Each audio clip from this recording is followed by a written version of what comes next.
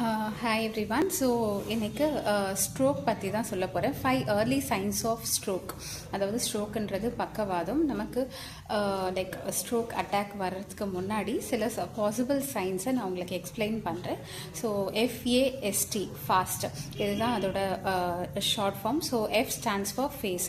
இப்போ வந்து யாராவது சடனாக அன்கான்ஷியஸ் ஆகுறாங்க ஆர் நார்மலாகவே இருக்காங்க, பட் சடனாக F ஸ்டாண்ட்ஸ் ஃபார் ஃபேஸ் இல்லையா? ஸோ ஃபேஸ் ட்ரூப் ஆகுது அப்படின்னும் போது அவங்கள வந்து நீங்கள் ஸ்மைல் பண்ணுங்கன்னு சொல்லி பார்க்கலாம். ஸோ இப்போ வந்து ஸ்மைல் பண்ண முடியாமல் ஃபேஸ் வந்து ட்ரூப் ஆக தான் செய்யும். ஸோ இது வந்து one of the warning sign.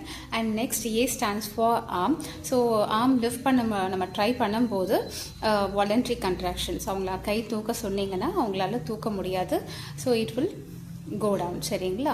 R like not only like unconscious ஆகணும், இல்லை டிஸ்டர்ப் ஆகணும், கன்ஃபியூஸ் ஆகணும் அப்படின்ற there is no necessity. Even just while walking or even while exercising நம்ம வந்து ஒரு ஒன் ஆஃப் த ஆர்ம் வந்து நமக்கு சடனாக வீக்னஸ் ஃபீல் பண்ணிங்க ஆர் ஃபேஸ் ட்ரூப் ஆச்சு.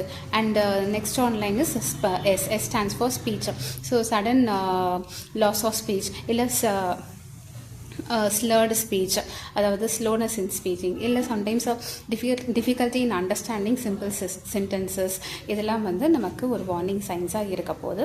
And T stands for time. It is emergency time. So we need to go for help because every minute is very important. நம்ம delay பண்ண நமக்கு brain damage ஆகும். Apart from that there are many like science, அதாவது அறிகுறிகள் என்னென்ன இருக்குன்னா, like sudden vision loss, either one side or both the sides, இல்லை difficulty in walking or நடக்கும்போது பேலன்ஸ் லூஸ் ஆகிறது, complete loss of speech, அது ஏற்கனவே நம்ம மென்ஷன் பண்ணிட்டோம். And confusion, headache, worst headache of your life, இதெல்லாம் கூட நமக்கு வார்னிங் சைன்ஸாக இருக்கும். தேங்க்ஸ் ஃபார் வாட்சிங். எண்டு காடு போட்டு எகத்தால மாடா பண்றீங்க, எனக்கு எண்டே கிடையாதுடா.